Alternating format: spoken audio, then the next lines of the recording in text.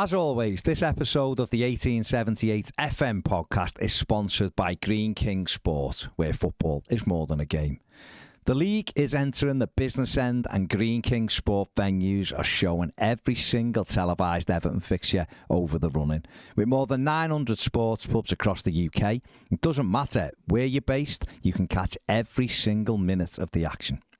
Football's best enjoyed with your mates, so if you're not at the ground this month, get a text in a group chat and head to your local Green King Sport venue to catch the game. Don't forget to download the Green King Sports app to enjoy exclusive competitions and discounts whenever there's a game. Hello, welcome to the 1878 FM podcast. It's a foursome. It is a foursome today. I mean, if you're watching, you can tell that by the four windows. Absolutely. But if you're listening, there's four of us. Yeah. We are joined today by Sam Avery, again, E30 back in the house with me and Ped. Yeah.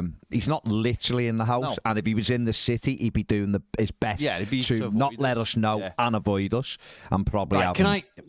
Okay, let's just go ahead, Dave. You can dive in. For Sam's benefit, right? So what happened was, just to bring you up to speed, is that I was in Liverpool just before Christmas, and it was a flight visit, and it was a works dinner, right? I arrived at about 5-ish, and we were out for dinner at about 6:15.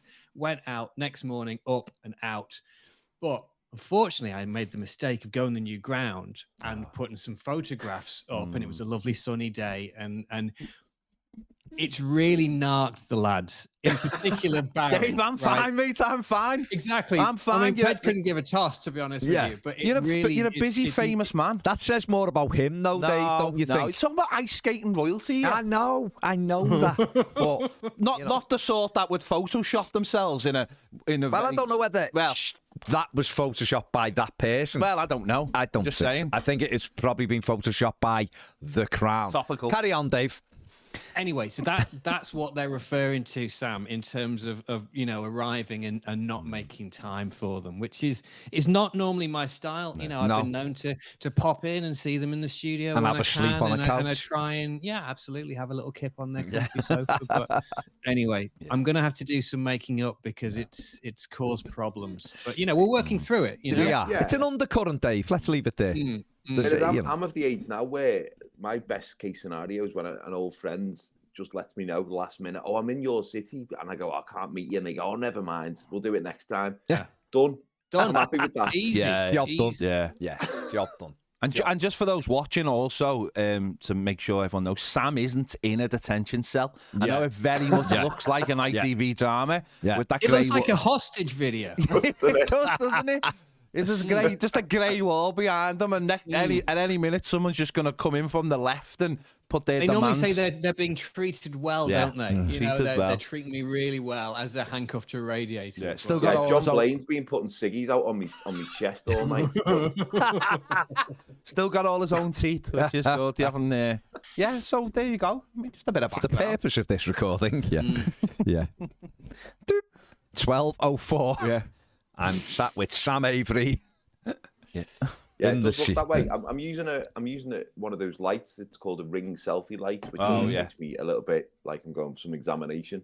That's fine. Listen, have you got your responsible? Is it a responsible adult with you? Are they around? The other one, like Fred West had. Hey. There's three other responsible adults are available on this podcast, and I'm not sure any of them are that responsible. That's great. That is a great show. Can I just say how nice it is to be here though with Dave as well? Because what was that day when the Beatles did the first gig together? That's what this feels like. Was it Wooten Village Church or whatever? Yeah, very much. Got that kind of ring of like seminal moments. Yeah, definitely. Well, no, likewise. Does that make it's like a skiffle? Does that make like Andy Bush do with Sutcliffe? Andy Bush has been Pete Best. Pete Best. Well, don't even think he's Pete Best, to be honest. No, he's the one who thought he was too good for us and got off with the German photographer. His vision is to follow Jane McDonald as doing Mike Cruz around the Canaries and stuff. That's his long-term goal. Why wouldn't it be? But he's planted himself with a Chelsea fan, I think he is, that Ritchie, and or whatever.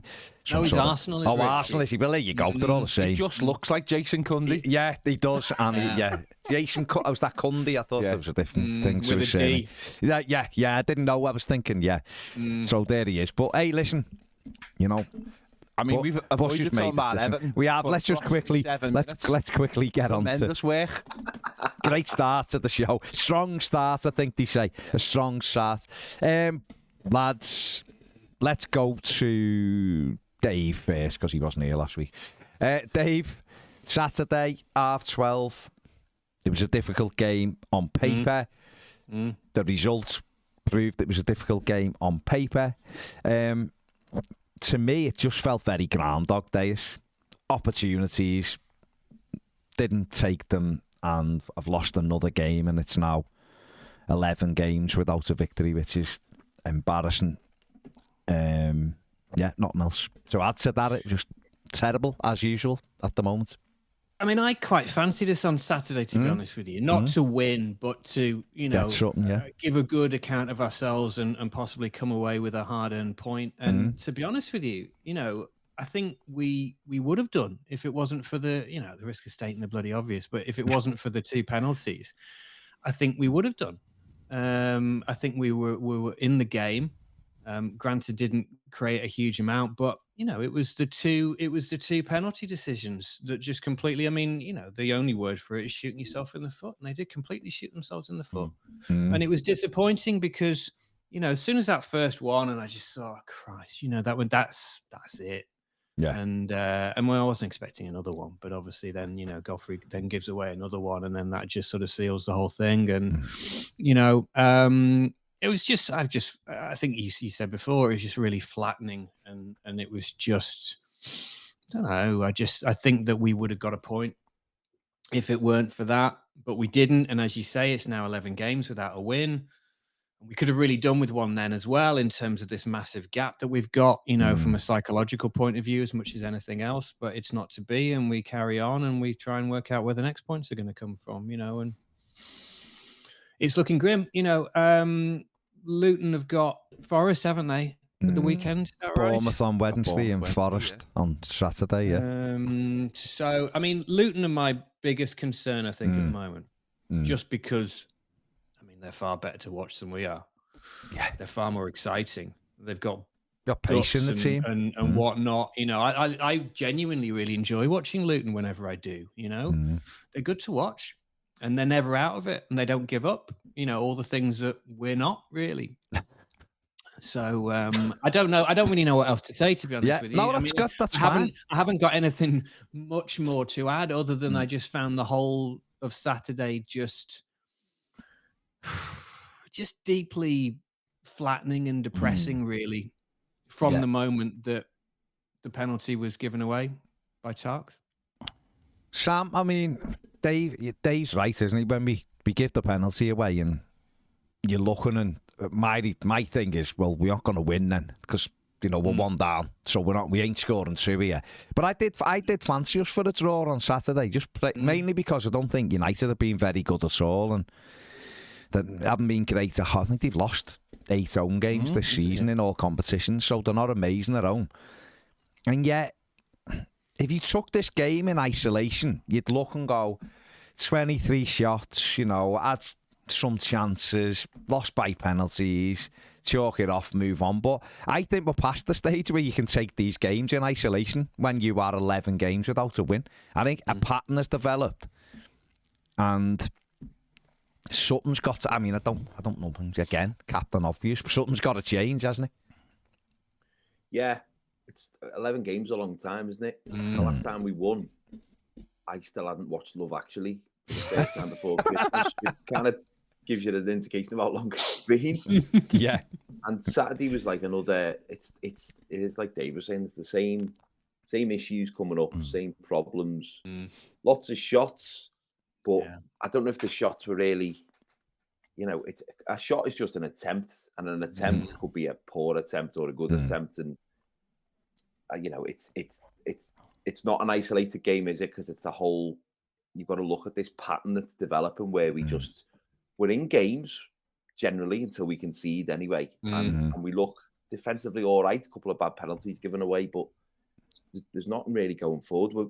We're being called toothless, which I think is an affront to people who have missing teeth, because we're mouthless. We are faceless. Yeah, no, you're right. In fact, Astro, big friend of Toffee TV, did a great video, and he was talking about, you want to moan at the owners, but we don't know who they are. Yeah. We are like a faceless... It's like, when you lose the TV remote and you can't find the volume button. You just got to caress your own telly, fondling it, trying to find a little... That's what trying to find the person to complain to Everton about is at the moment, because we don't know who's in charge. So there's all sorts of issues. I had a beautiful... It wasn't a beautiful moment, but it was certainly a poetic moment because I couldn't watch the game live on Saturday because I had one of my lads, I've got twin boys who were 8, one had a party, one didn't have a party. They're in different classes at school. So I went out with one of the lads and I was just, making sure he had a fun time as well. And then I was sort of keeping a track on the score. And then the lad who got to the party, the party was at this place in the Baltic Quarter called Arcanes, which is a retro gaming place. So they have barriers, so you can't just waltz in. You've got to pay. So he's in the party. So we go to pick him up at 1:00. And as the game's about to finish, we're in the pub next to where the Arcanes is. My lad who hadn't gone to the party is looking through the barriers, heartbroken all of a sudden that he's not at this party. I'm facing the other way, watching Everton, feeling exactly the same. And one of the mums who was waiting to pick her lad up just went, look at the state of you two. And I just thought, both of us are in bits here, and it's dead depressing. For 2 different reasons, but synergy nonetheless. I mean, Ped, it is that... the shots thing, people will turn around and go, we had 23 shots. Man, just for context, only Sheffield United have allowed more shots at their goal than Manchester United this season. Yeah. So it's not as if we tore them apart. No. But just once a goal goes in, the game plan's gone. Yeah. Because I don't know about you, but I'm just watching it. And it's not like we're getting rolled over and we can't get near them. There's none of that. But I just don't know what we're doing. No, I honestly don't know what we're doing. I think there's when you watch footy now, you don't really see too many games where one team absolutely destroys another team anymore. I think that's why Sheffield United have stood out in so many games this season, because that's so unusual for the Premier League. Yeah. You see 2 teams who have got a lot of tactical nous, so it is quite tight. Games that aren't massive, score lines. Most games are 2 teams who know what they're doing, and it's normally little fine margins and things. The opposition having, or whichever team having really good players, and that's what we are. I think sometimes people confuse the fact that we're in games for quite long with being good. And it's not. It's just functioning, isn't it? It's just doing... But we all deep down know that once we go 1-0 behind, that we're in real trouble. Not saying we're out of it. And funny enough, 12 months ago when Sean Dyche came in, that was the thing he changed. He managed to change that from when you went 1-0 behind to suddenly going, actually, we're not out of this game. And, the likes of, Forest away and Chelsea away, where suddenly you went, we're not out of this game. We led twice for Forest, but but when it went to 1-1, though, normally we just fall to bits. We went and got the second goal. He's done brilliantly with that. So it changed that, but this season, the longer it's gone on, it's gone back to the way it was. And, just picking up the points there, I think my biggest problem is that it is the same every game, and the manager just keeps on coming out going, what do you want? What you want? He just keeps going... on Saturday, I listened to the press conference afterwards, and he's basically saying, just try a bit harder. And it's what are you talking about? No one can doubt these players are working really hard. Yeah. But it's you've got to be prepared to get hurt. And what's the stat? Did you just open a book of stereotypical manager things and go, you've got to be prepared to get hurt? It's it's not like crosses are going in and our players aren't throwing themselves at it. That's a bit... Going back to what Sam said there, it's the chances, if you want to talk XG, 0.06, that's our chance for each chance. That's nothing, that's rubbish. Yeah, it's terrible. Yeah. It's having the ball and doing something with is 2 different things. We know that ourselves. We don't mind the opposition having the ball, and that's what Manchester United did to us on Saturday. They basically said, you have the ball, we're really good at counter-attacking. And I think the manager now has to start looking at doing something a little bit different, and that's why this break will be good. Is that, whether that's going to 3 at the back for some games, whether that's playing 2 up front, whether that's putting an actual right back at right back. I mean, that would be revolutionary, wouldn't it? But he's got to change something, because just doing the same thing, but then just blaming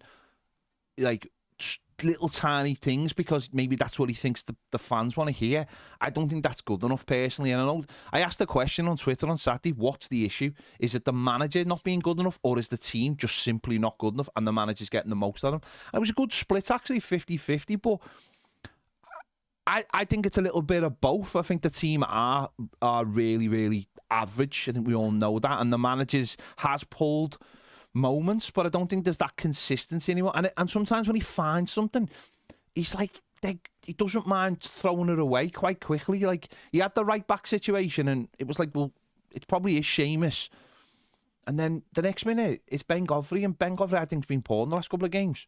Now, it'll be interesting to see whether he changes him, but that means Nathan Patterson's just being abandoned. He's been abandoned. And I just find that incredible, that a kid... I don't understand the Nathan Patterson thing at all, and to be honest with you, never really have done, because for whatever reason, he's never really been the first choice. Never. And I don't understand. He's not terrible, is he? He's not terrible. No, he's not. And he's, he seems like a decent lad, and he works hard, and he seems to have all of the different attributes. And you would assume that what he needs is time and experience in order to kind of, improve his game and craft what he's about. But for whatever reason, he's just never had it. Frank never played him either, did he? He started the season with him, and then he got an injury. And he started the season brilliantly, and he got injured under Frank, and then that was it. Then he was back out. He came in under Benitez, though, didn't he? Yeah, but Benitez never really. Well, don't think he ever actually had a game under Benitez. No, I know, but it was during that. Yeah. Well, I mean, so Frank inherited him. Yeah. And he didn't play until the next season, and then he got injured after. But you're right. I think, like we've seen with Jarrett Brantwaite this season. Listen, Brantwaite's brilliant, but he's put him in and just left him, and he's performed well. People, when people were going, "Oh, Patterson early on, he's causing us a problem." I didn't see it. I just saw a lad who we don't allow to go and do what he naturally does for Scotland because the brakes are put on him. You can see Dyche telling him to come back instead of raiding forward, and so I just slightly, because I watched. While I was doing stuff after the match, I watched Crystal Palace v Luton, and although Palace should have had the game wrapped up 5 or 6-0, just knew the longer it went on, Luton, because what Luton did, they just stayed in it. Yeah. But the point I'm mentioning Luton is, they know how to go forward. Now, those players, I wouldn't go, bar Ross Barkley, I wouldn't go through their plays and go, I'd have him, and I'd have him, and I'd have him, because I wouldn't. The Benny's all right, because he's quite quick. And yet, they have got fly forward. Yeah. Rob Edwards has done brilliantly with them. They know what they're doing. They attack. They ball pace, and we haven't. And it's as simple as that. And pace they're brave, and they're brave. And we're just playing within ourselves to try and nick a 0-0 or a 1-1. There's none of that. They just go for it. Does that speak to the sort of limited nature of Sean Dyche as a manager, though? Because obviously we know his levels probably. Everton is probably his level at the moment. If you look at, he was at Burnley for a long time, but we're not really in the position to be getting a world-class manager at this point. So he's the kind of level that we get. But then what that brings is you've got a stubbornness that can be a strength in managers, but can also undo them. We've seen loads of managers who've just stubbornly stuck to the guns and kept kind of going down the same road that's not working for them. And as much as he's got strengths in that certain aspects of how he sets teams up, they can be all about winning that second ball. It's all about the defensive strength. There's a massive weakness and a massive gap in adapting to what's in front of him and adapting to within the game, which everyone's talked about a lot, about kind of just making substitutions far too late, not reacting to when there's a moment in the game that you could tweak something. And when you look at that, though, Sam, is the fact that there's been so many managers who have all suffered from this situation of Everton being a sort of heads down team and lacking confidence and lacking belief and not having the bravery and the guts, and don't want to keep going about Luton, but all of the things that they possess under Rob Edwards.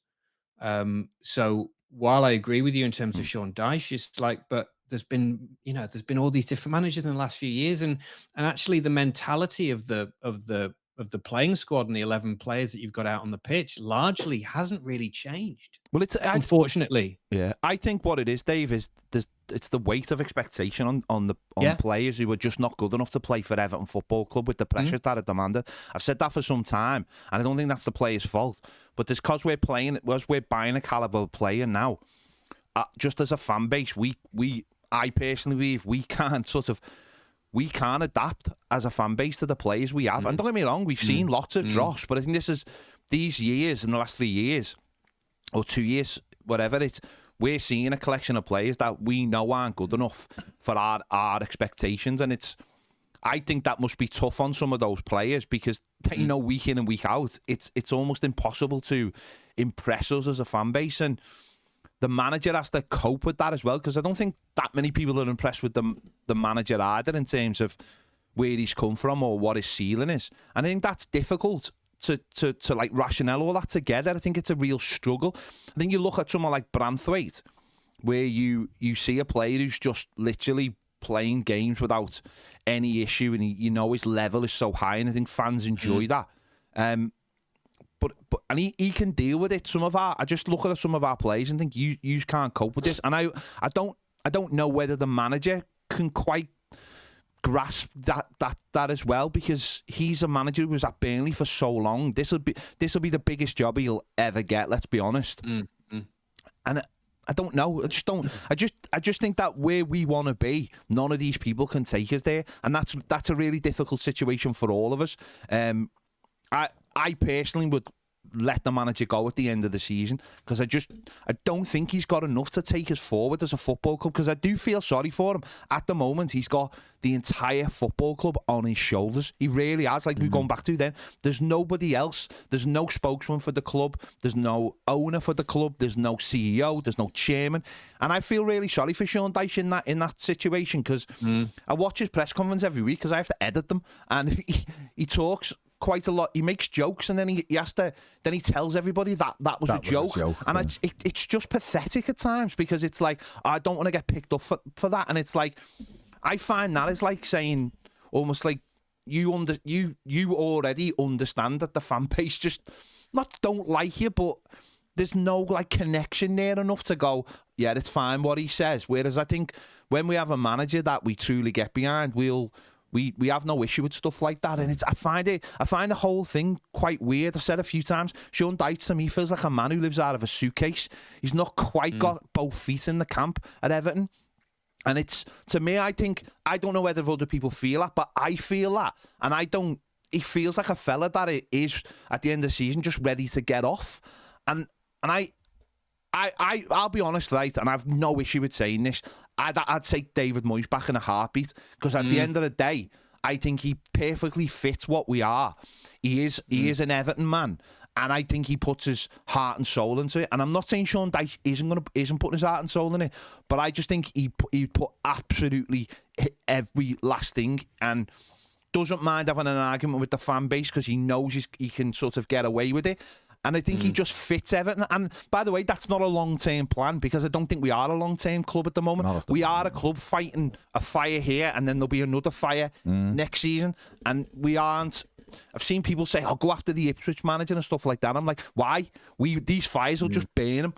We need a guy. We've seen it with Marco Silva, and Marco Silva would have been a guy that probably should have been the future of Everton, but the club just wasn't set up for him.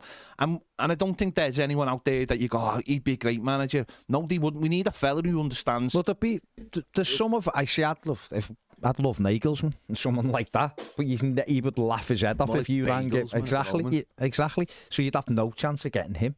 Tuchel, what a manager, but you'd have no chance. People keep mentioning Mourinho, although I think he might go to either Chelsea or Newcastle, but Mourinho would burn the club down in a year himself.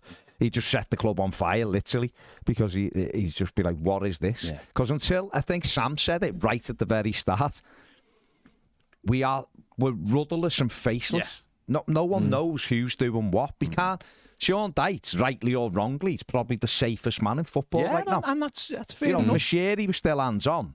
I believe Sean Dyche would have been sacked by now, because Frank Lampard never went 11 games without winning a game, and he got sacked. Rafa Benitez didn't go 11 games without winning a game, and he was chased as well. So I'm not saying Dyche should be. What I'm saying is that's just an indictment of where we are as a football club right now, is that there's nothing. In fact, it is Sean Dyche who's driving the boat because nobody else is helping him. Such a strange combination, though, to have the weight of expectation but no resources to back it up. No youth academy. The youth. Where did I read that? Someone saying the youth academy, it's dried up or something. Yeah, but it was a Paul Joyce piece, wasn't it? And again, Sean Dyche, he said that. So I mean, what does that say for the rest of the club? And again, he's got every right to say it if he's the manager, if he feels like that, if he's trying to temper expectations of young players coming through.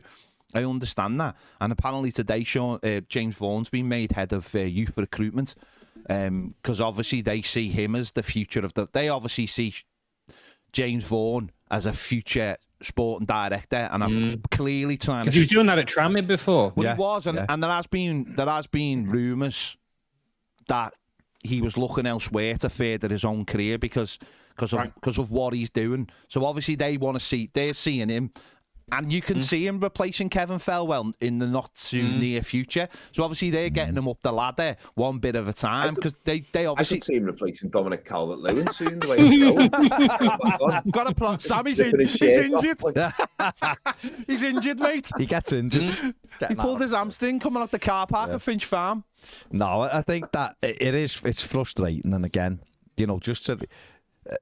My issue is I understand all of the stuff that's working against Sean Dyche. I really do.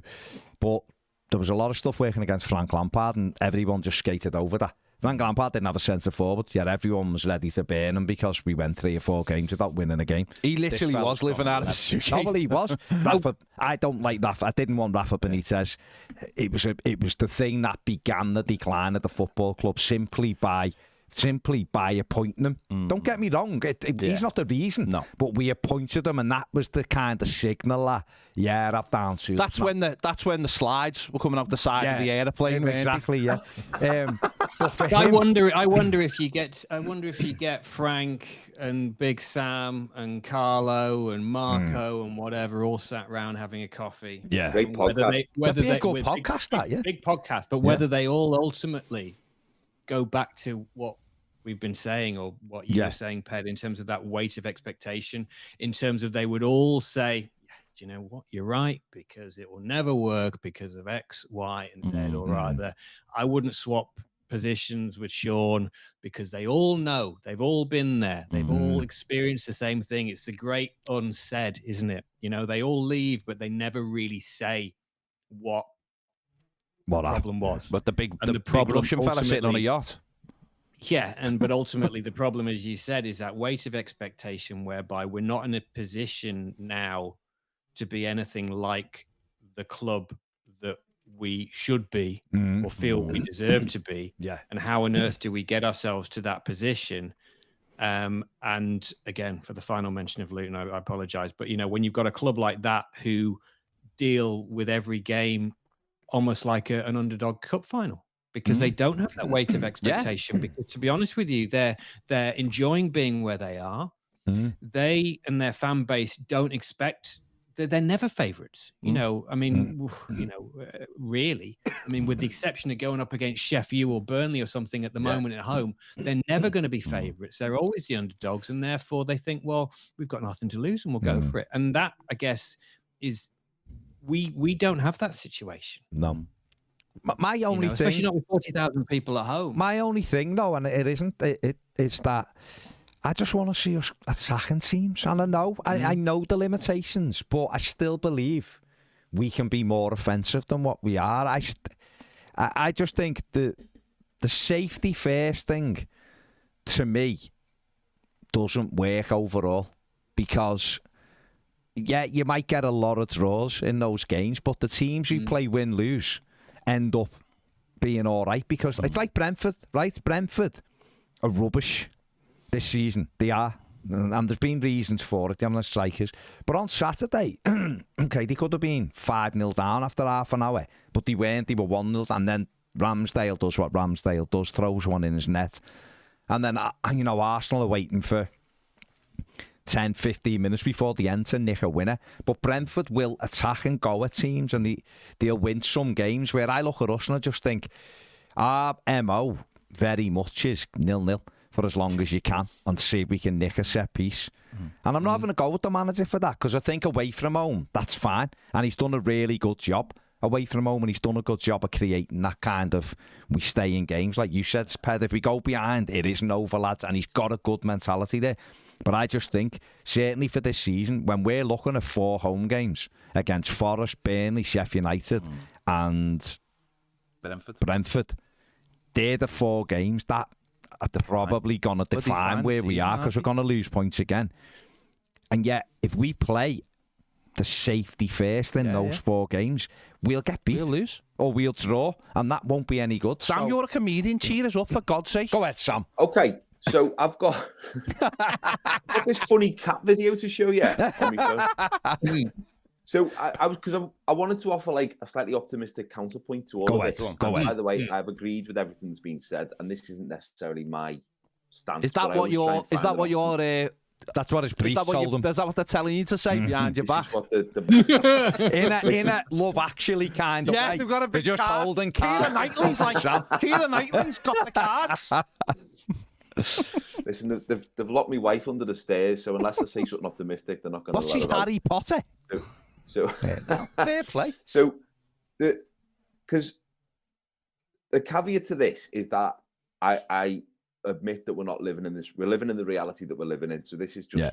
But hypothetically, Dwight McNeil scores a second goal against West Ham. That miss when he should have just headed into the net. There's been multiple other occasions where we could have put a game to bed, or we could have held out for a win instead of a draw, like the late goal against Brighton. 3 of those occasions, and there's been more than 3. Just say 3 of them go in our favour. Oh yeah, we've got 7, 8, 9 more points than we have.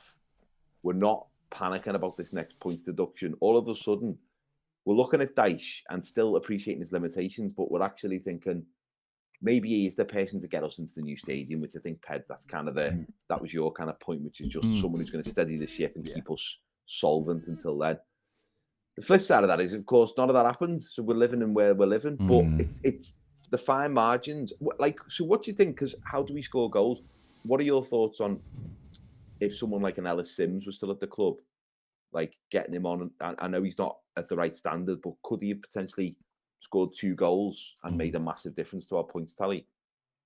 I think Tom Cannon would have been Cannon the one. Would be the one. Yeah, I think he would have had a season where gradually over the season he would have emerged, but then he's not really used Schmitty that much, has he? So Schmitty was, I know Schmitty was probably not as good as Tom Cannon, but he's been brought in as a long-term project, and he gets a couple of minutes. I mean, why? I find it. Again, Baz will probably even be more on this. It's like on Saturday, you're 2-0 down and you're taking a centre-forward off for another centre-forward. Why not just play both of them and just pump it long every time you get it? Or just do something a little bit different, and they're the frustrations. But I do agree what you're saying, Sam. There are so many sliding doors moments. I think that week, the Brighton and the West Ham week could... I'm hoping it doesn't, but could play out to be one of the most pivotal weeks in the season. You hang on for 3 points at Brighton and then you beat West Ham, and I think we're safe. I honestly think we're safe at the end of that week. Mentality shift. Yeah, everyone's like you said there, everyone's chilled out a little bit. You've got the points already, you just need those final little ones to get you over the line. But now you're looking over your shoulder and you spend all weekend and you see Bournemouth equalise, you see West Ham equalise even though they're games where you think those teams are never going to catch us, but you're still delighted. You're still delighted that those teams haven't got any closer to you. You know, you made up. Brighton have held on. I slightly disagree with you, Dave. I think Forest are the team because of the points deduction. It makes it very hard to pick a winner next Saturday when they play each other. But I think Forest are... It's Luton though, isn't it? I think, yeah, but it's deciding who you want to win, isn't it? I think Forest are the ones, because I think Forest are like us. I think you're absolutely right. Luton are the ones where they're just playing for fun. They don't care. Forest, there's a bit more expectation on them. And because of that points deduction, I think they're the ones that we should be not focused on, but clearly when it all plays out, we're in a battle with them, aren't we? And who knows when it's all going to play out. So do we lose 6? Do you think? No, I think don't know.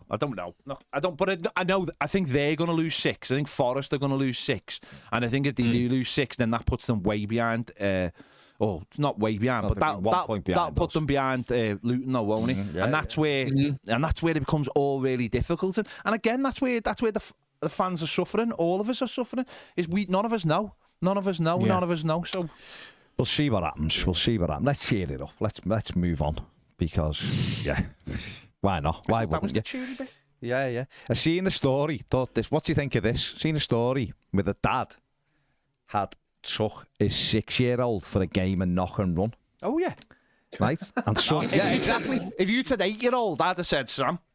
Well, possibly when Sam didn't want to avoid the match. Well, hang on, he's got 2. He can have one knocking and the other one keeping lookout down the street. Nah, the other one was at a party. The other one was at a party. party. To Amazon and just do that. Just deliver parcels while we're doing it. Just there. But and the reason why, he had a little bit of stick off some people, shouldn't be doing that. And what he said was, he got in, and his kid was just sat in front of the telly all day. So he wanted to get them out away from the telly, and this is what we used to do, and all of that. So I mean, what's your? Well, I haven't got kids, so exactly. I'm going to leave this. Oh well. I mean, all right, as a non-parent, I'd say, get some a bit of exercise. Bit of sprint. And then if you're going, obviously, as a gaming reference, that's level 1. Next level, take them to home and bargain, stick something in the pocket. No, don't tell them. And when the alarm goes off, see how fast he can run. And I think that's good exercise. I think that's good exercise with a little bit of danger thrown in. And the kid's not really stealing anything, is he? And at the end of the day, you're teaching the child a lesson about stealing. What? Be dead fast at running. Running. Fair enough. Sam, is this something you're going to be looking at? A game of knock and run with your 8-year-olds? I mean, potentially. We have had days, especially for the last 4 years, with lockdown and stuff. Yeah. You're thinking, well, there's nothing to do. And actually, knock and run in lockdown would have been very, very COVID safe, wouldn't it? Yeah. You're running, you're getting away, wear gloves for the knock, Yeah, gloves for the knock, Hand sanitizer. Idea. I think pick and mix is a good starting point because that's easy to steal from, and that's why Woolworths went bust, Sam. Yeah, to be fair. No, they're doing it in Cineworld though. Cineworld in Speak got pick and I don't know if it's the problem is though. Can I just pick and mix is £33? You've got the danger factor. So what I do like about that, Sam, is anyone who knows Cineworld and Speak. It has an escalator, so you're throwing that element of danger in, and you're training your kid up for gladiators. True. Exactly. True. Exactly. Do you know what I mean? Or a stunt double for the Bourne identity. Yeah. But there you go. Dave, is this your way up to sort of drug mule? Well, that's like elite level if that's where you're going, isn't it? Dave, I mean, as someone who fumes when the bell goes, as we've saw on this podcast a couple of times, what would be your take on the knock and run? Well, I don't think my daughter would be interested in it anymore because she's 16 now. Yeah. And she's probably past that. Probably just. But when we're looking at it as being a comparison to just sitting on your ass playing games all day, which is ultimately what this dad was trying to shake up and change, then I'm all for old-fashioned pastime. Yeah. As long as you don't target the one address, you know what I mean? Yeah, absolutely. And you sort of mix it up a little bit. Yeah. And as you say, it's no different to, when I'm sitting here and then the doorbell will go and then it will be the Amazon delivery driver who will have actually knocked again by the time I get downstairs. It really pisses me off. I'm a bit like, I'm coming. Yeah. But to be fair to them, they do have a window of, whatever it is, 10 seconds per parcel drop, and they have to move. By the time you open the door, all you can see is the van going out the end of the close. Getting out the end of the close. And also at the end of the close. You're adding an intelligence factor in because you've got to make sure you hit the door that hasn't got a ring doorbell. That is because in this day and age, they've got you on camera straight away, and that's it. Yeah. So you got to. Maybe the element might be you have to throw balaclava on as well. It makes it more sinister, doesn't it? It does, unless you go to home and bargain with that, or you keep that for when you get to Sam's elite level. We're adding levels all the time. It's like a game generally. Or you can just have the mask.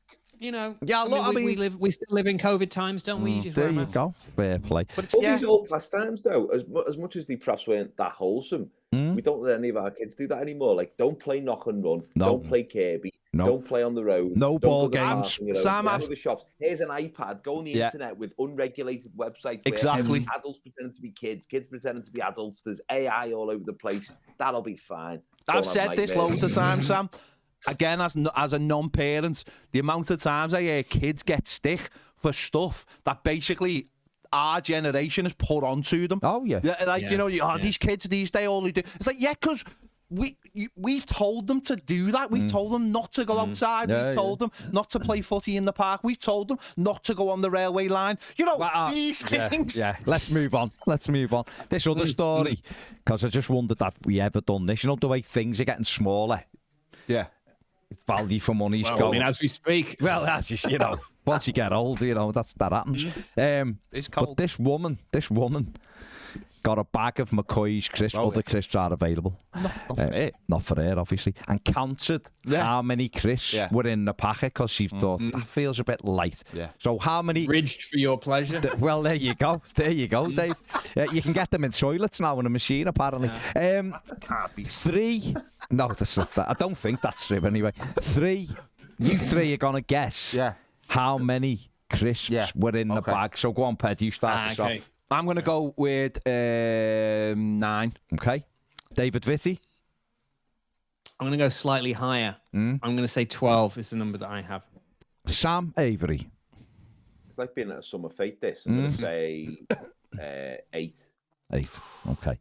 David Vitti's on the nose. Okay. There was 12 McCoy's crisps in the bag. 12. There you go. Sound effect. 12, yeah. So, I mean... I haven't got a reference for this. I don't know what was in the bags previously. No, but I'm just saying, are you surprised that it's only 12 crisps, or are you pleasantly surprised? Are you thinking 12? 12? I did notice this, sheet. Not long ago when to accompany my lunchtime wrap, because I work from home, I did actually get a packet of crisps and create a crescent of crisps, which used to be a sort of garnish sometimes if you went, for certain meals. And I thought I'd do that. Was that garnished with sorrel?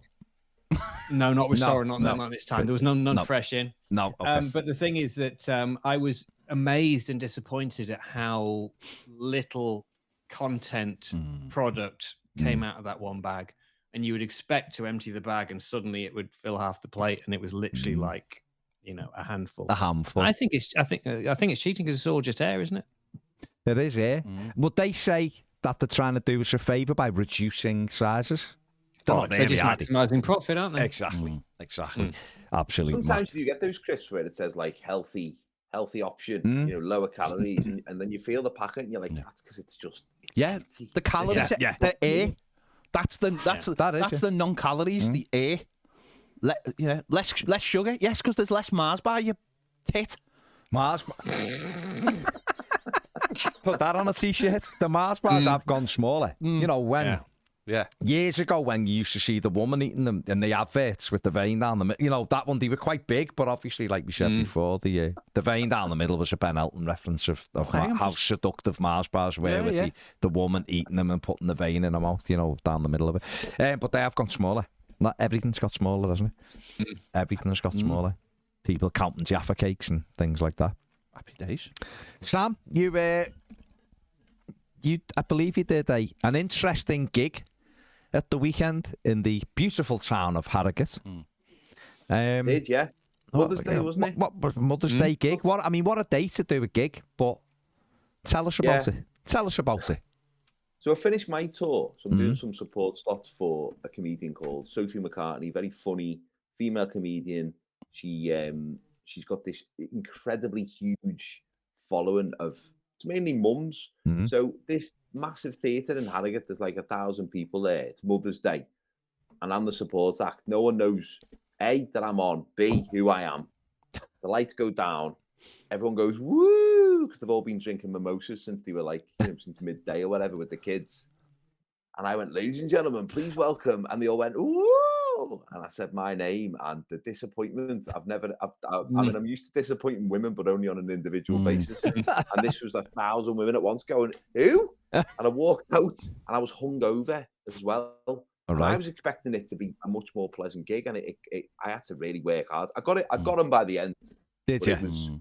They were they were enjoying themselves, but not necessarily from what I was saying. It was a tough crowd, Sam. They were having a lovely day despite you. Yeah. Well, that's it. Yeah. Yeah. I did sort of make the joke. I'm like an insect day because you didn't expect me and you don't want me and you just got to get through it. Do you know, you've just mentioned something there, Sam, that I was going to mention, and it always fascinates me. When comedians have to introduce themselves, you change your voice for that moment. I do, but I'm a bit of a tit. So I think some people leave it to say. Some people are shocked though when they realise it's you doing your own intro. But like, who do they think I am? Do they think I'm James Brown? I've got like Bobby in the back who just does me intros and then maybe gives me a foot rub at the end of the show. Someone comes on and puts a towel around you and takes you off. Tapping your forehead. So yeah, but I do put a voice on sometimes. But just for the comedy, just for clarity, just for the for your missus. I do my own voice for the intro and a different voice for the whole show. I see. Right, yeah. nice. Yeah. So I can just picture him in his house going, and it's Sam Avery making a cup of tea, and he just like Ladies comes and in. gentlemen. Anyone want a power bar and a Lucasade? Hey, that townhouse joke, always a good one. Got a question here from Julian Clark, who says, "Hi guys, as the legend goes, St. Patrick banished snakes from Ireland. If you could banish any animal, what would it be and why? For me, it would be the persistent nuisance that are seagulls," says Julian. Well, Ned's going to try and play his part in Ned versus Seagull in May at Llandudno, so we can't wait for that. But Dave, go on, we'll start with you.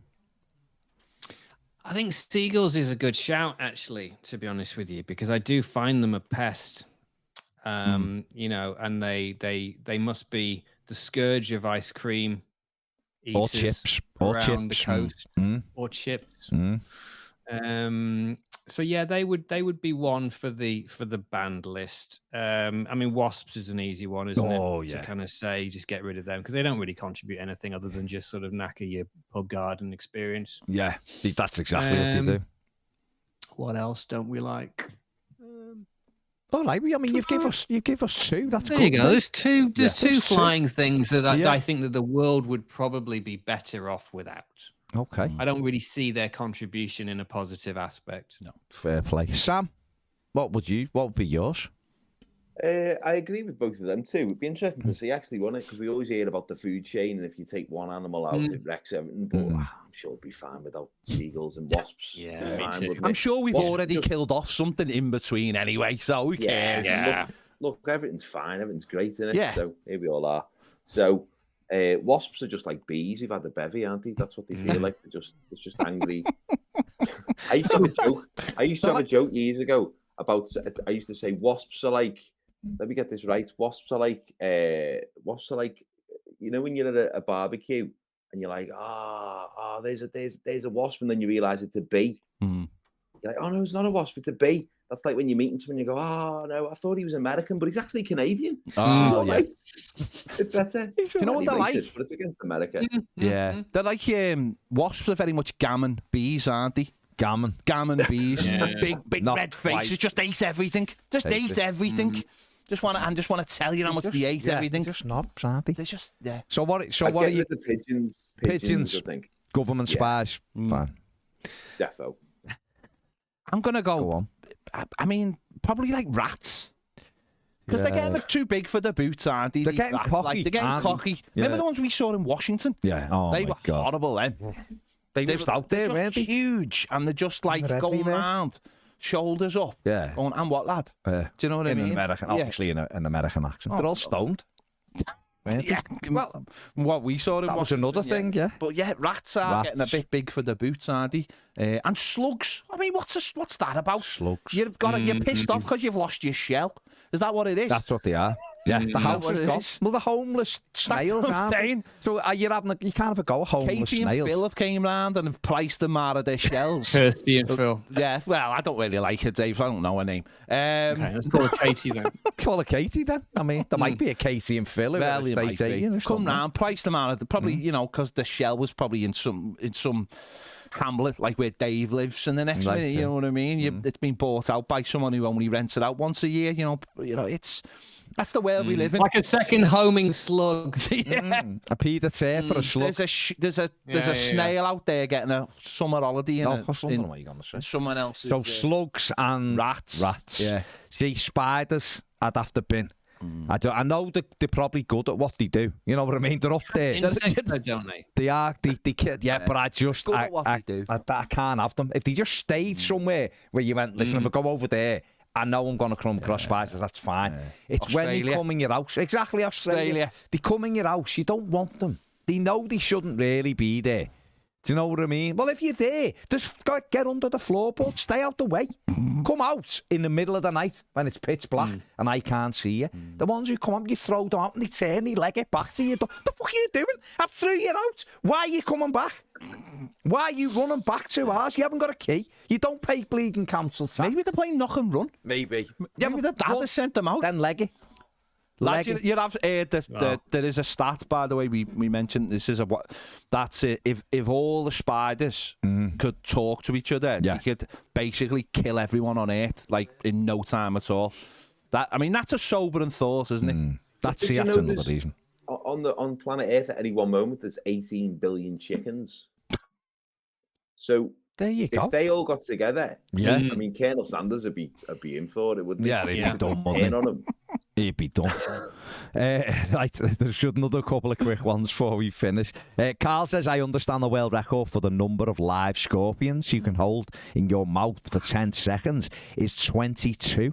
What random skill do you think you have? With more practice, you could hold the world record in. Oh, that's tough, isn't it? Do you know what I'm going to go for? Come on. This is as random as it gets. Come on.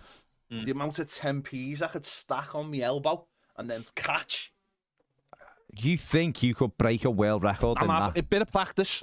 Because I think it's died out. That's like a pub game, isn't it? That is a pub game. Oh, now would be the time as well, Ped, with this 3-week break as well. Yeah. I've got nothing else to do. Nothing else to do. You could hone your skills. Now would be the time to actually make the most of the this, elbow money catching skills. But knowing our football club, that's probably what Dwight McNeil's doing for the next 3 weeks.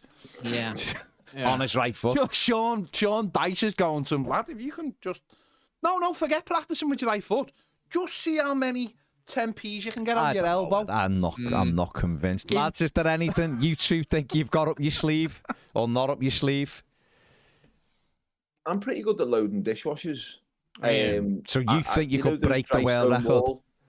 I'm just fast at anything that's like when I've had enough practice. Also, like loading the trolley at Aldi at the till. Oh, yes. You've got to be really quick. That's a good one. You've got to be like, is it a dry stone wall, as they say? They never touch a stone twice because they get it and they find the place straight away, and that's me. I'm great. Under pressure as well. Even more I'm the same. I used to be one of those people that used to panic in the supermarket where you couldn't in the days where they would give you bags without having to ask for them, and they were the thin ones. And the stuff would start coming down, and you'd have that panic because you couldn't get the bloody bag open, and then you got people looking at you, and it's kind of this anxiety situation. So you got good at it. I got good at it. But now, when I go to Aldi as well, you have to perform to their level because they are so good. And you're there, and they kind of go, "How are you?" And I say, "I'm fine." And you're thinking, "I'm ready now. Right? Let's I've go." got my trolley there. Let's go. And he or she is slamming the stuff down, and you're quickly putting it all in the thing. Yeah. And like no bags for me, right? Because what I do is I've got an IKEA bag in the boot of the car, so it all just goes dry into the trolley. Oh, right? The big blue one. Yeah, thinking about honestly, it's the way forward, right? So I've got the big thing, so everything goes in dry in the trolley. Then I get to the car, everything goes in, no bags, no wastage, no landfill, no nothing, all into the IKEA bag in the back, and then it's all good. And then when I get home, I just have to hoik this thing in on the kitchen floor. Bosh, done. IKEA bag back in the car. No mess, no fuss. There you go. I think you could smash that. Absolutely. And the final question. Well, I've been informed. Oh, go on. Sorry, the world record for coins is 328 set in 1993 by Michael Torres. But the fact that it was Fernando's brother. The fact that it was 1993 says that it's dried off. Dried off. 31-year-old record. You've got to smash that. And I think, but also I imagine the size of coins have probably got smaller as well. So that's going to be an advantage to me. Because nobody said the size of the coin. So I think now the coin size will be smaller. I think that's an advantage to me. Fair play. I mean, it's a great way of looking at it. It's a fascinating concept. Yeah, exactly right. Last one. Stuart Thompson, if you could wipe one vegetable or meat from existence, what would it be? For him, it would be Brussels sprouts and mutton as the meat. He's give you two, but it can be just a vegetable or a piece of meat. Go to Sam. Sam, go on, mate. Vegetable I'd lose would be parsnips, no brainer. Parsnips. Awful. Just Excellent. ruining it for everyone, really. Excellent. And then meat. You don't have to do two, but you can if you want. I'm just thinking of that really, really cheap ham. Okay. With a bear's face on it. See your reflection in it. That stuff. Get rid of that. Yeah. Okay. Dave? See, I'd go celery from a vegetable. It's a shout that. Just don't see the point tastes like of it. soil. Just crap. Yeah, I'm not into celery. And if I was to go for a meat, it would have to be, and this is potentially controversial, but anything that's sort of awfully like kidney or liver. Yeah, that's not meat. That's an organ. Don't people eat tongue well, it's still as well? meat, though, isn't it? People eat tongue. I mean, But it's all of that can go for me. I don't think eating anything's organs is. it's not great. No, it doesn't seem to be great anyway. What would you go Is for? avocado a vegetable? It's a fruit. Don't care, Beanie. Bin avocado. Too many. I think it's a fruit. All this Good for you avocado though, and Andy. toast shite nonsense. Okay. So your life, just get a bit of jam on your toast, you gimps. I mean, again, could be on a t-shirt. Is that it? Yeah. Any meat you'd get rid of? Like if avocado was any good, they would have made jam out of it. I think you probably can get avocado. No, you jam. can't. Isn't that what guacamole is? Guacamole, Just though. avocado Yeah, jam. yeah. That's what it is, guacamole. That's that's avocado jam. No wonder we're not spread it on toast. That proves it's shite. Bin it. I mean, people do put guacamole on toast, but there you go. So you're going for avocado. Yeah, nonsense. I'm with Dave. Celery or parsnips. I keep trying. Well, don't keep And trying. I'm not sat at home every week going, I'll try it again this week. Yeah. But me missus is like, she likes roast parsnips. Oh, they're amazing and all that. Well, the gated community are known for their roasted parsnips. And I just can't get on board with it. And celery has just got such a bittery, horrible. Though, again, that's very I'm going for spam as well. Because as I've said many times, any food that you could only get with a ration card should be binned. Should be gone. Should be binned. Simple as that. You should get condensed milk years ago, but dip your strawberries in. Oh, that was naughty, that. But spam, yeah, I'm with you. Meat in a tin that's just left and can be left from. And what's with those tins where you get to get the weird key? And the key? What's all that shit Yeah, but that was because the wartime, so it was giving people things like put it in the trenches. Trenches there, but also bit of bomb work. Know what I mean? Let's go. How good are you at twisting a camp, pulling metal off? He was training you up. You didn't realise it. He was training you as Your well. car's not a tank, is it? Your car's You know not what I a mean? tank. Well, it's the winch. It was a small version of a winch. So it was, we have to get out and winch this I don't up. think we need these skills anymore. Well, you wouldn't have thought so, but hey, who knows? Well, we're getting back to knock and run, aren't we? Well, we've got knock and run. Spam's coming back. We're trying to get rid of spiders and rats and snakes. This just sounds like four middle-aged men Celery. complaining. No, maybe that could be the name of the podcast. Ultimately, it is, isn't It it? is, From yeah. the first point at which we press record today, we've complained about the football, we've complained about animals, we've complained about spam and celery. And Sam everything, and now it's time complaining to go about home. women being Does what it says on the tin. Very much like spam. Yeah. You tit. And we started by complaining about Bush. So there you go. Let's leave it there. I mean, that'll carry on. That'll run and run, won't I it? say we're back to Sam's gig again, but let's move on. No. There wouldn't have been Bush in there, would there? It was Mother's Day. Well, It who all got knows? sorted. Who knows? You know? Yeah. Didn't have Ladies time and to gentlemen, check. Sam Avery. Talking about wax or no wax. There you go. That would have gone down tremendously. Well, figuratively speaking. on. Let's move on. What do you see? Say what you see. What have you got? Hold your plums. We are done. Thank you very much to Sam and Dave. Make sure you give this a like, subscribe, give it a 5-star rating, do all of that good stuff. Follow Dave and Sam on all of their socials. And Can I just ask a quick question? Dave. Sorry. Just cut in brilliantly like a 2-foot Didn't tackle. Sam and Dave do Soul Man? They did. Sam and Dave. Sam and Dave, yeah. They were like, yeah, like if you want. And by the way, when I say Sam and Dave, I mean two people, one called Sam and one called Dave, not Sam and Dave, right? Who's a different kind of guy Sam altogether. and Dave right? brings the fish on a Well, well. he's the fella that dives off. Yeah, He makes the dives off going down the just river. comes outside your house, opens the back doors of his car. Absolutely, just like leaps in. He's got a crack. He's great in the air. Sam and Dave. Fucking Stand Get there, him up back front. post. Sam and Dave will get there. He stinks He's mates though. with Seabass Billy. He does. Right, this is getting very fishy. Let's leave it there. Right, we'll see you all next week. Take it easy. Bye. Aye.